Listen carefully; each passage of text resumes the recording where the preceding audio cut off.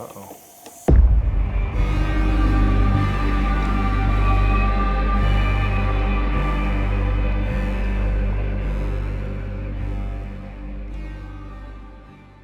What's up, what's up?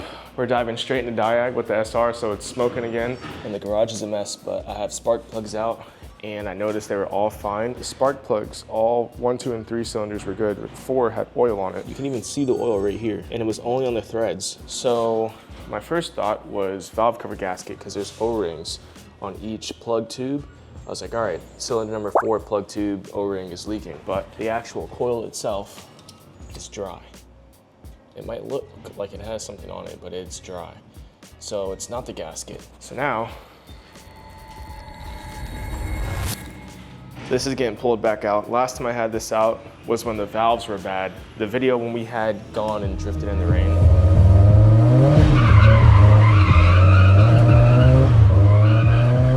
That was the last time that I pulled that out. And that's when we did the valves. That's when we replaced the guides, did all that. So now, I don't know what's going on, but somehow there's oil getting into cylinder 4. So I'm gonna do a leak down test on cylinder 4. It's a little bit later in the week. This compressor broke, so it just stopped working. So I had to borrow my shop's compressor. But hook it up, do a leak down. There's a lot of other stuff I have to do. I gotta check to make sure there's no damage from the 2 hits on both sides. Transmission fluid needs to get topped off. Oil change. But before I do anything, the smoking, I have to fix that. I 1000% gotta figure that out and fix that. The first thing I gotta do is take cylinder 4 to top dead center. That way the exhaust valves and the intake valves are both closed and I can induce pressure into the cylinder. So I'm gonna see if I can get this to actually touch the top of the cylinder. If I can get this to touch the top of the cylinder, I can see the movement of it. All right, so this is 1 1/16. I don't know if that is the right size. 1 1/16 on a 1/2 inch. Put that on the crank. And now I can turn the crank. And when that gets to the very top and stops moving up and holds, that's top dead center. Took this out, that should be at TDC now, so the intake and exhaust valves should be closed. So I can get this tester in. Here we go. So I'm screwing this in. This is a leak down tester. This is gonna be pressure in, this will be pressure in the cylinder. I'm gonna take this up to like 80 or 100, and then I'm gonna compare this side to this side to see the difference. And that'll tell us the leak down percentage. This just adjusts how much is going in. There's compressor in, and then this goes to the hose into the engine. Let's see our numbers. All right, so out to the tool, set this to close to 100. I'll just put it at 100.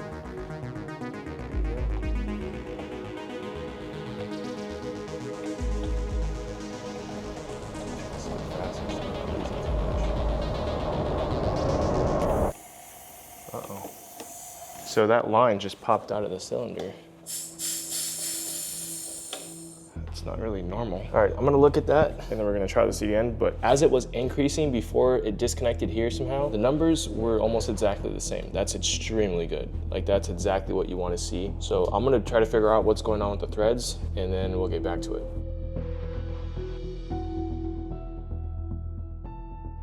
I don't think I tightened it enough, so we're going to try again. Take the tool up to 100.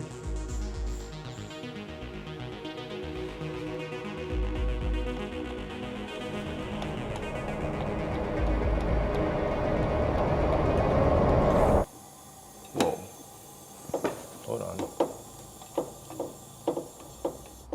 That was weird. This is pretty interesting, but it's a really good sign. So I think that pressure just moved the entire piston and crank, because what it sounded like happened was that it all just rushed out and it sounded like a valve open. And now that I think about it, it probably pushed down the piston. And obviously that's gonna move the crank, that's gonna move the timing chain is gonna move the camshaft, shaft's gonna open the exhaust. So let me get my 1/2 inch again, and I'm gonna back this up a tad, inducing a little bit of pressure in to see if I can get it to close again.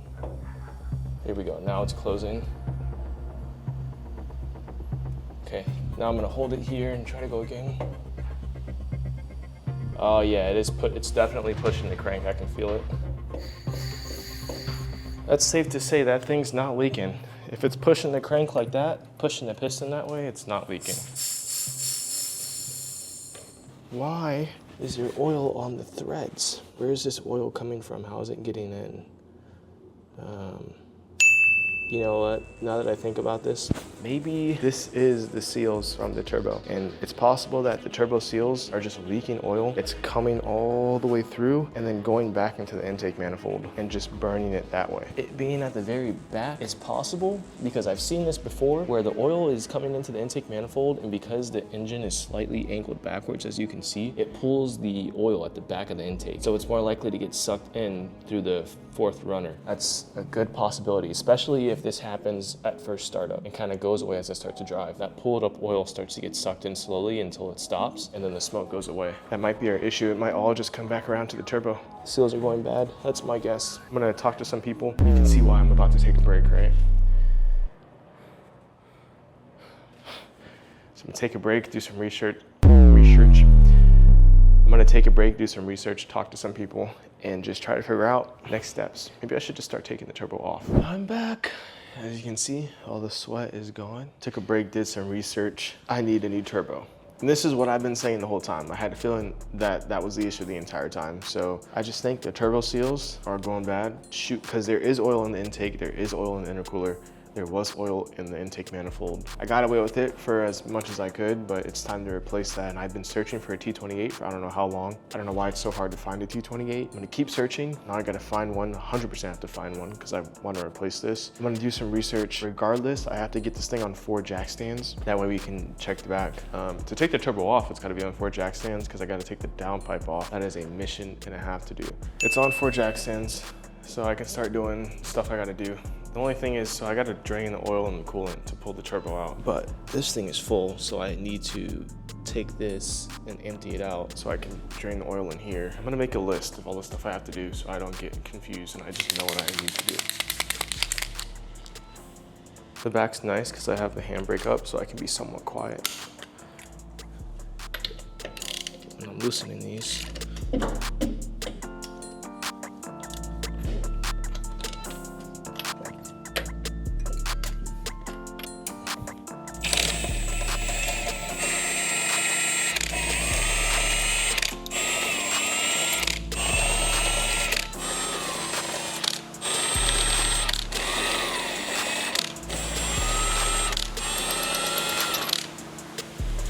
The wear looks really good, and I'll show you guys on the other side because I have more space on that side.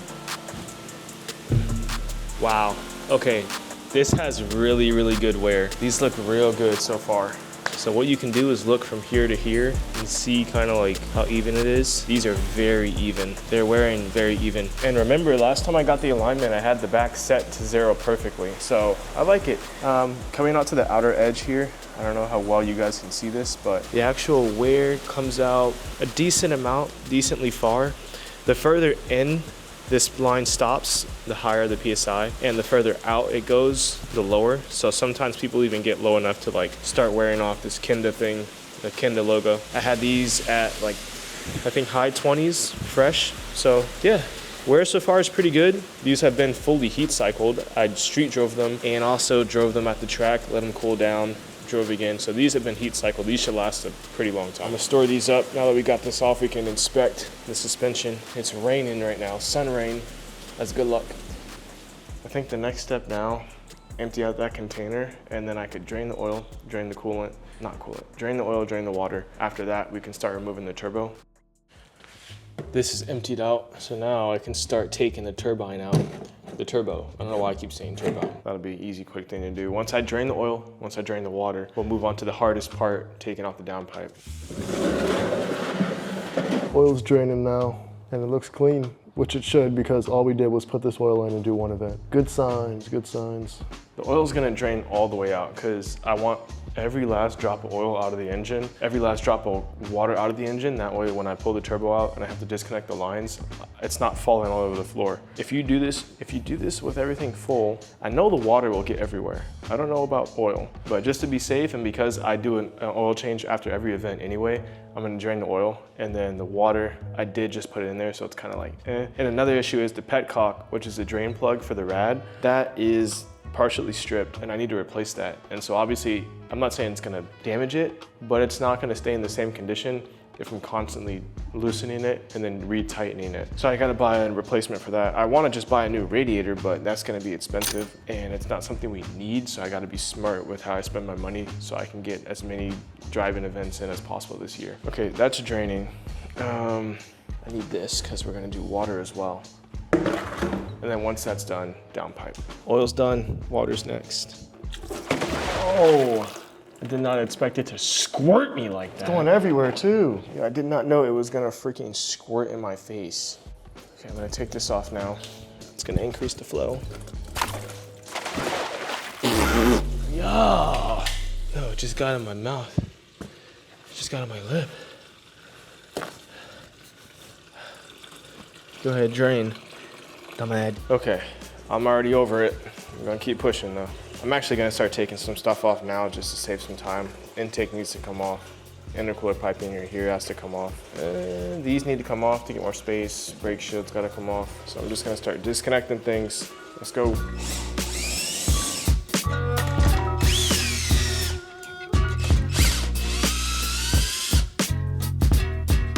Oh my goodness, guys.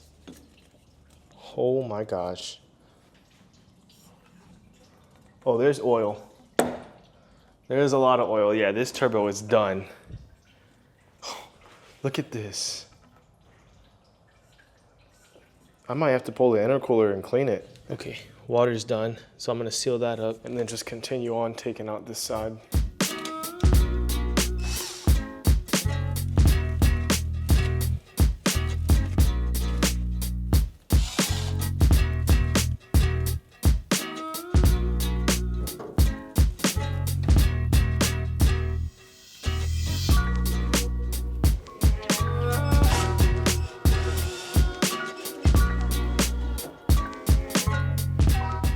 Just a little bit of oil in here in the intake, but yeah, that turbo is 100% done.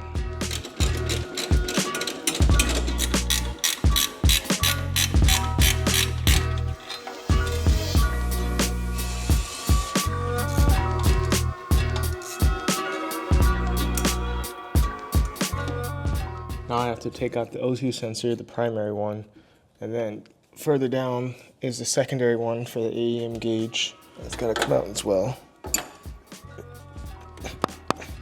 Here we go. That's our O2 sensor. Now, time for the downpipe. I don't have a second hand to have someone sit on the brakes, so I'm gonna have to pull out the gun. It's gonna be a bit loud, but hopefully this will come off pretty easy, and it's not too late. It's like 5 o'clock, so I should be fine. Taking this wheel off so I can have more space to get underneath and do the downpipe and stuff.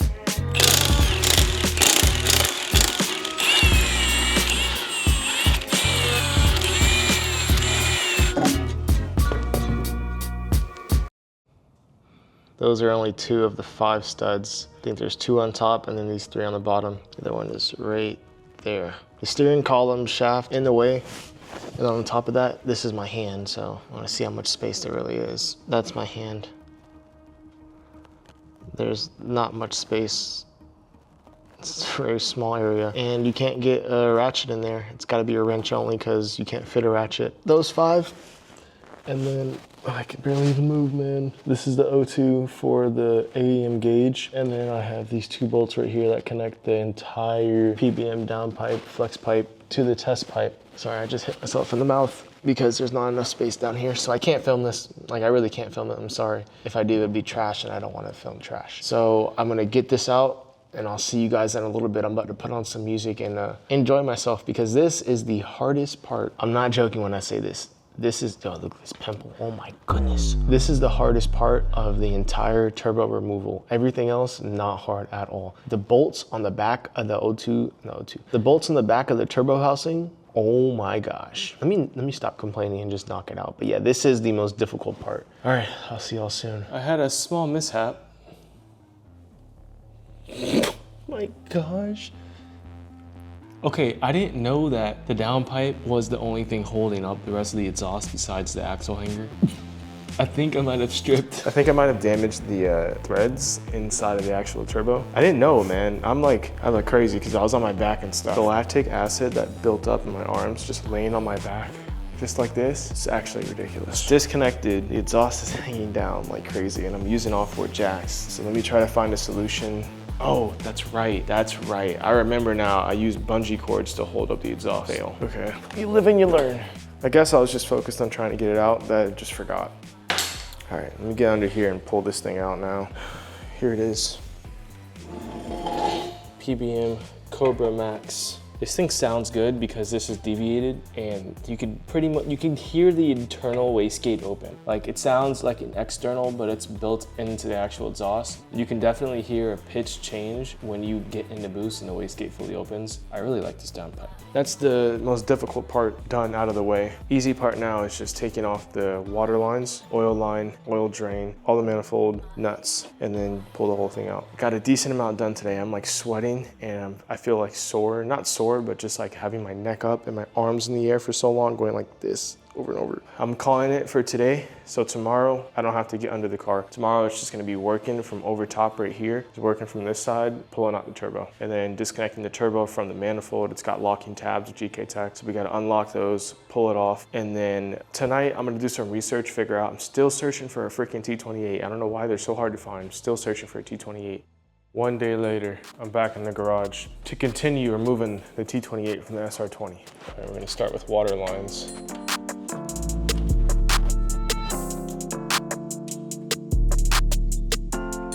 Right now, I'm just trying my best to drain these lines before I pull the turbo, so there's not coolant and water going everywhere. Seems like I'm getting a decent amount out too.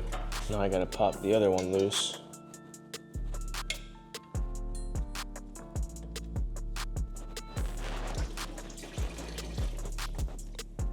I have a good bit of water in it. And super easy. So I broke it loose, now I'm gonna take it off. All the lines are off, water and oil. So now I'm just gonna pop off all the manifold nuts. Once I do that, I can basically wiggle this entire thing out. So that shouldn't take too long. This wasn't that hard of a job. Let's finish it off. Yes, sir.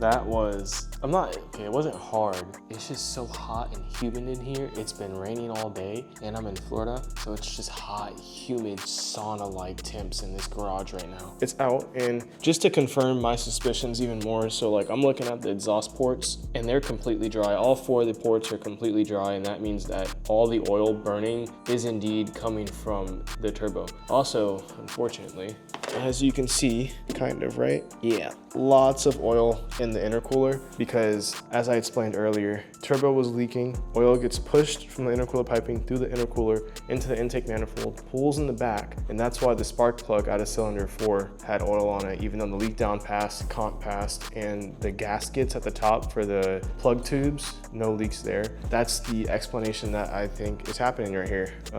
So yeah, that's a good sign. That means the engine motor itself is healthy, and that's always great. Turbo, not so much. Oh boy, you can even see it, just oil right here in the exhaust. Yeah, this thing was done, man. So I gotta put some paper towel on all these ports, just cover up certain things in the block, because this is gonna be off for at least a couple of days while I figure out the turbo situation and get that shipped to me. So I'm just gonna cover everything up in here. Right now, man, it's so hot. Dude, that was a freaking mission. That was an actual mission. Okay, let's get this turbo off.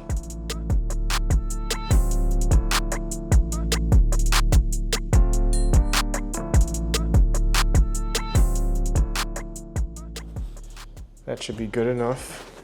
Here's everything. Manifold disconnected, the Silk Road Mani. T28, the bad one. There's a lot of oil actually in the exhaust. I don't know if you guys can see that. A lot of oil in the exhaust, obviously. I gotta take off this HKS wastegate still, the clocking kit. I'll take that off eventually. I have the drain off, and look at this. That was a fail. I will not be using that type of gasket again because it didn't fully restrain it, but it definitely restricted oil flow. And I wonder if, because that was like that, I wonder if that just kept too much oil in the turbo and contributed to the burning oil and just oil everywhere. So mistake on my end, water lines, oil line, I might replace those, I don't know for sure. Inlets, some gaskets over here and stuff, but everything is off of the car. Everything on this end is pretty much sealed up. That was a job and a freaking half. Good thing is the turbo's out of the car and we confirmed that the turbo was the issue causing the smoking. So that's getting fixed. I'm about to go search for a T28 right now. I have one potential T28, and then if that doesn't go through, last second emergency, I'm just gonna buy something else. The reason because I have an event next weekend. I have about a week and 4 days because I don't want to do anything last minute to get ready for this next event. So it's like crunch time, but it's a good thing I got the T28 out. That's great. I have to go confirm that I have a T28, the one I sourced. I have to make sure that it's gonna come in time for next week. But if you want to see me testing this one, pushing it, trying to get it dialed in before it, went bad, watch this video right here. Bye.